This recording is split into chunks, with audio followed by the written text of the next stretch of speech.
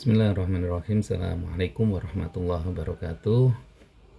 Rekan-rekan sekalian, alhamdulillah kita bisa bertemu lagi dalam kelas asinkronus untuk mata kuliah manajemen dan resolusi konflik. Pada kesempatan hari ini, ya, hari Rabu ya, mestinya. Oh, maaf, hari Selasa. Kita sudah sampai pada pertemuan yang kelima ya.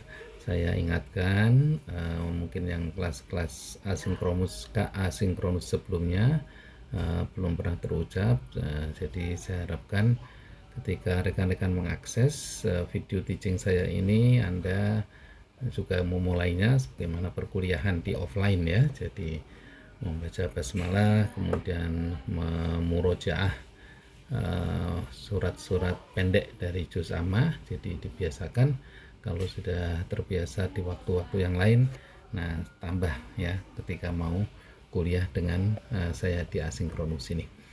Oke, pertemuan yang kelima ini kita masih melanjutkan topik dari pertemuan yang sebelumnya ya, pertemuan yang keempat. Kita sudah membahas dalam pertemuan yang keempat itu tentang definisi konflik, definisi resolusi ya, kemudian manajemen, kemudian model konflik ya, ada ini ya, simetrik, asimetrik, kemudian ada 3 wajah dari kekuatan. Nah, ini semoga masih bisa diingat. Nah, saya akan melanjutkan pada pertemuan yang kelima ini dengan sebuah teori ya. Ini dinamakan the conflict triangles ya, atau segitiga konflik.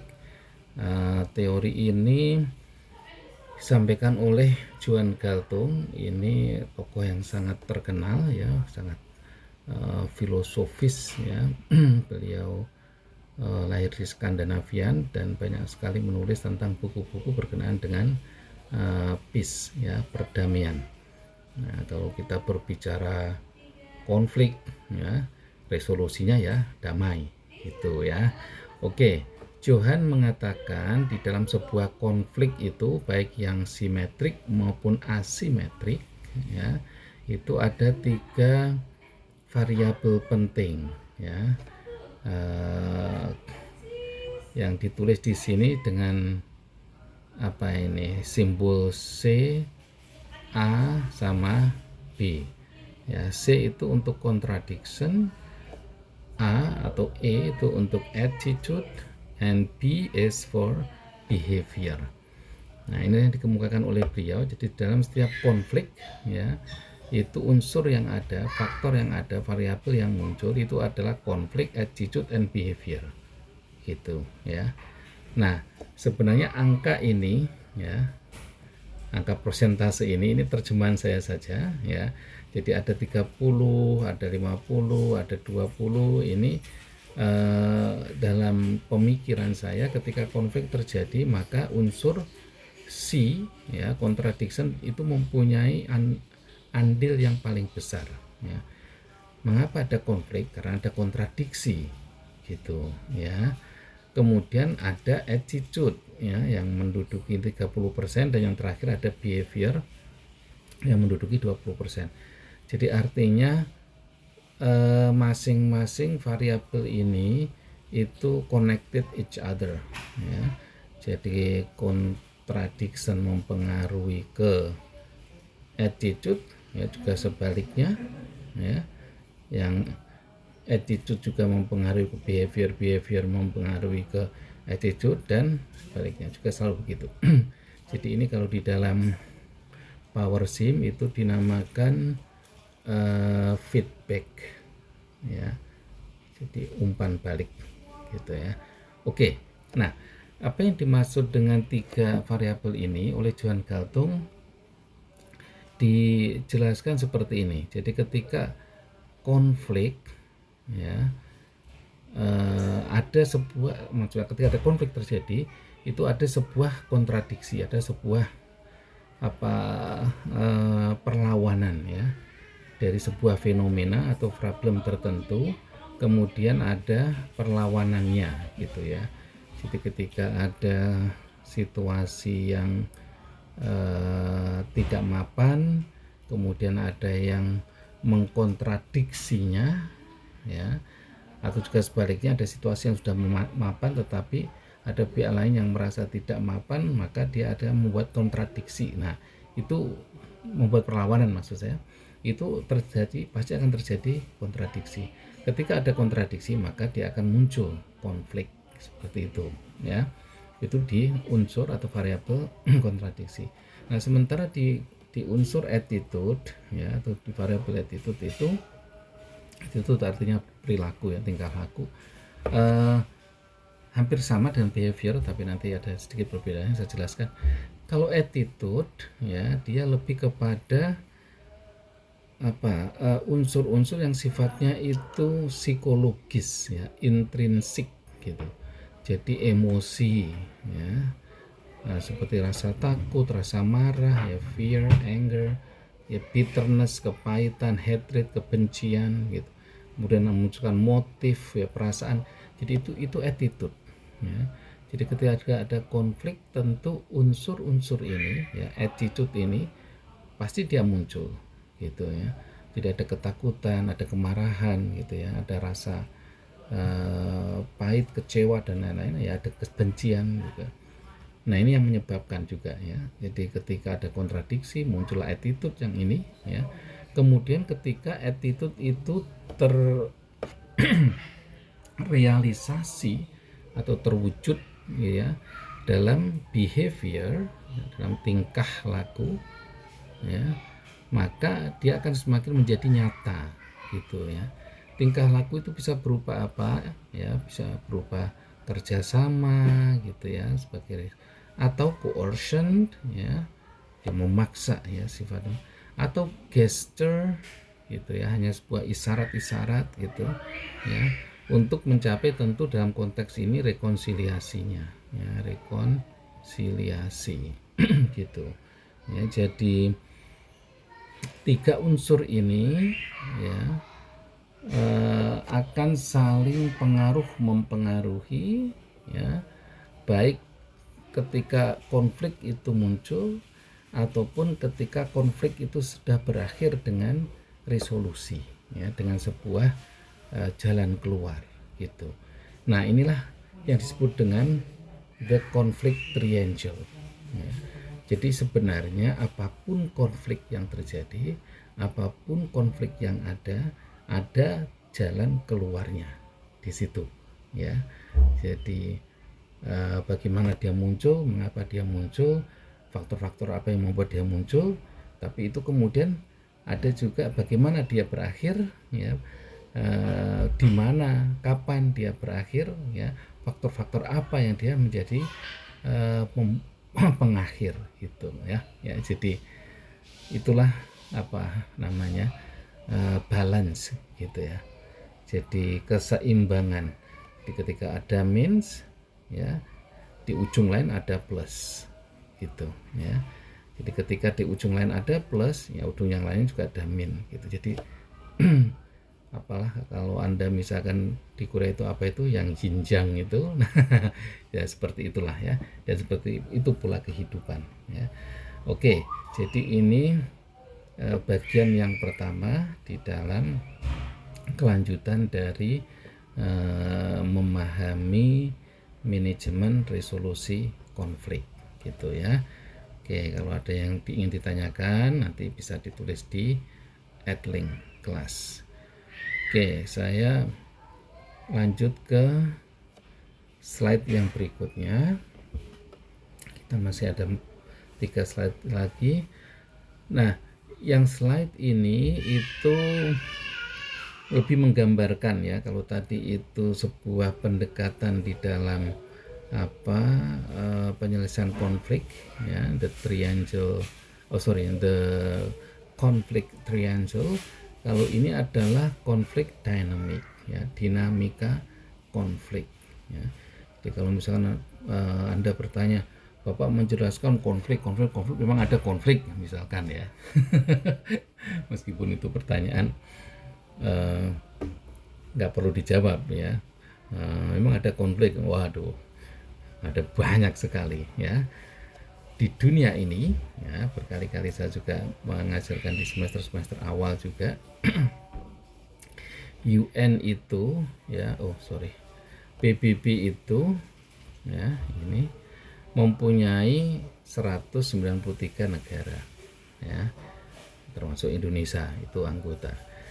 Dari sekian banyak anggota negara itu ya, berapa banyak konflik, coba Anda hitung ya. Anda lihat aja di map ini ya, kita di Papua ada konflik ya, meskipun tidak begitu muncul di permukaan. New Zealand juga ada konflik ya. Nah, ini negara region mana ini ya, Anda coba lihat ya, berapa banyak yang di sini konflik ini ya. Kemudian yang besar juga ini, nah sini Cina ada masalah Tibet ya.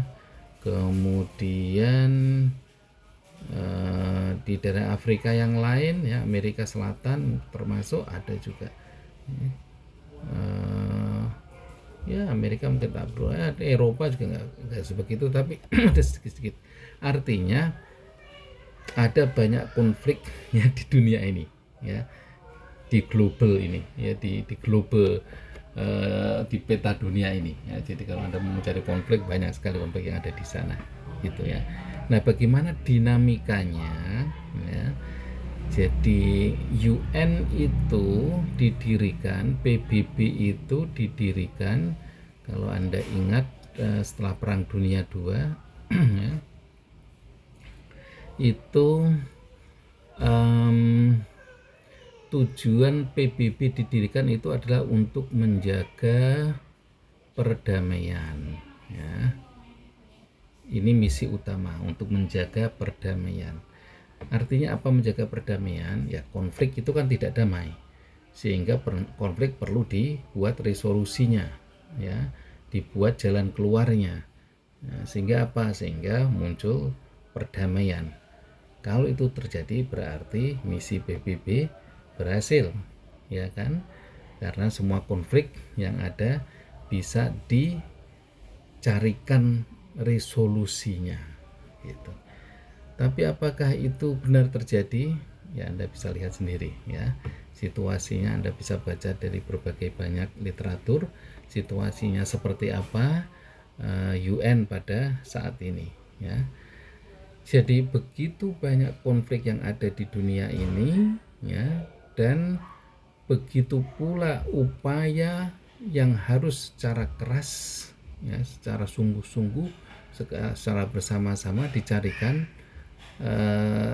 solusinya gitu ya. Jadi intinya di situ.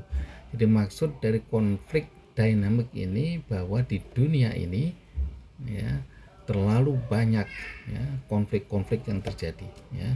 Dan nanti kita bisa kategorikan konflik itu antara negara dengan negara, atau negara dengan masyarakat sipil ya, negara dengan apa itu namanya, pressure group ya, maksudnya itu MNC, multinational corporation, pengusaha-pengusaha itu. Nah, itu semuanya menimbulkan konflik ya. Nah, itulah yang saya tulis beberapa ya situasi yang di sini ya, di paragraf pendek ini ya. Juga kemudian bagaimana teori-teori ya, pendekatan-pendekatan, resolusi-resolusi yang digunakan oleh PBB ya di dalam mengakhiri konflik ya. Itu ada di bagian ini, nanti semua akan dijelaskan di 2 slide yang terakhir gitu ya. Dan kemudian bagaimana bila ada konflik itu terjadi antara state to state ya, negara ke negara ya. Jadi seperti Ukraine dengan Rusia, itu negara dengan negara. Kalau dulu negara dengan masyarakatnya, state to civil society ya, itu seperti yang dulu kita Aceh dengan Timur Timur misalkan, atau yang sekarang masih berlangsung dengan Papua. Nah itu berbagai macam model dari konflik, ya. Dan yang menjadi PR besar, ya, terhadap bagaimana dinamika konflik ini bisa berakhir, ya bagaimana UN mencarikan resolusinya. Nah, siapa UN itu? Nah, nanti kita pelajari di bagian yang lain atau mungkin di mata kuliah yang lain, ya. Jadi PBB itu terdiri dari Sekretaris Jenderal, Dewan Keamanan, gitu ya. Terus apa lagi itu? Dewan Keamanan Tetap, anggota, nanti komisi-komisi, ada banyak sekali. Yang semua itu mempunyai fungsi-fungsi sesuai dengan tupoksinya, ya. Yang intinya adalah kesini, ya, bagaimana menjaga perdamaian dunia itu, ya.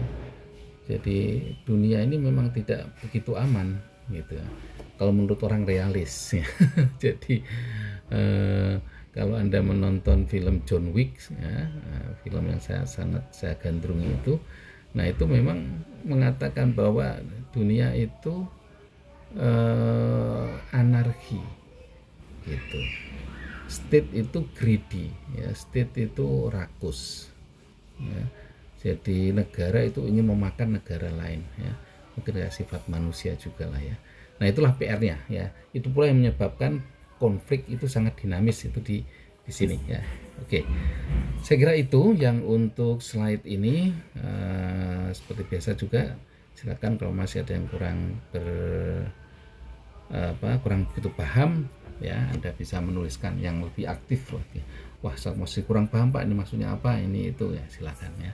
Nanti kita bisa diskusi atau kita bisa secara tertulis di dalam e-learning kita. Oke, 2 slide yang terakhir, ya. Ini sebenarnya terminologi, ya, atau istilah-istilah, tapi istilah yang saya maksudkan di sini adalah istilah-istilah yang akan selalu muncul dan digunakan, ya, di dalam resolusi konflik itu, ya. Jadi yang pertama menjelaskan tentang model konflik. Jadi ada namanya armed conflict, ya, konflik bersenjata. Ya, ini kita sudah pahami, ya, hampir semua konflik-konflik yang ada di dunia ini semua menggunakan senjata, ya, termasuk konflik tentang terorisme, ya, perbatasan dan lain-lain, semua menggunakan arms, ya, menggunakan persenjataan. Nah, di dalam armed conflict, ya, di dalam konflik bersenjata itu biasanya militer versus militer, ya. Jadi militer suatu negara berlawanan dengan militer negara yang lain, gitu, impas gitulah, ya, karena militer ya melawannya militer, gitu. Nah, biasanya kemudian korbannya adalah sipil, ya, warga negara, gitu. Tapi sipil tidak ikut dalam konflik, gitu, ya. Jadi yang konflik tetap negara menggunakan alat militernya dengan negara lain yang juga menggunakan alat militernya, gitu, ya. Nah, coba Anda nanti cari contoh-contoh armed conflict itu seperti di mana saja. Nah, bisa tulis juga lah sebagai tugasnya, ya. Oke, itu yang pertama. Ada kemudian juga model konflik yang lain dinamakan violence conflicts, ya, konflik kekerasan or deadly conflict, ya, konflik yang mematikan. Mengapa disebut deadly conflict? Ya karena konflik kekerasan itu biasanya mereka mematikan. Nah, disebut violent conflicts karena satu sisi biasanya militer, ya, bisa jadi misalkan negaranya, kemudian dia melawan masyarakat sipil yang tidak bersenjata biasanya, kalaupun tahu ada biasanya paramiliter, gitu, ya. Jadi militer itu yang terjadi di Myanmar misalkan, gitu, ya. Jadi ini konflik, kalau ini bisa kita sebut dengan konflik yang simetrik, ya, militer melawan militer.